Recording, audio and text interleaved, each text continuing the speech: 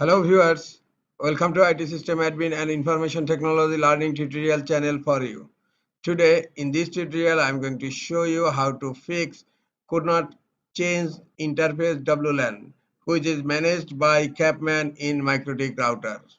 Sometimes it becomes very important for you, so don't forget to watch full video. To fix this issue, click on interface. Now look, the wireless interface is disabled. Now click to enable. Look, could not change interface WLAN managed by CAPsMAN. Now click on OK.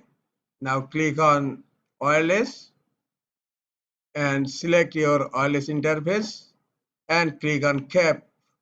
Now uncheck enabled. Just uncheck it and click on apply and then click on OK. Look, now managed by CAPsMAN is not showing on my wireless interface. Now select wireless interface and click to enable.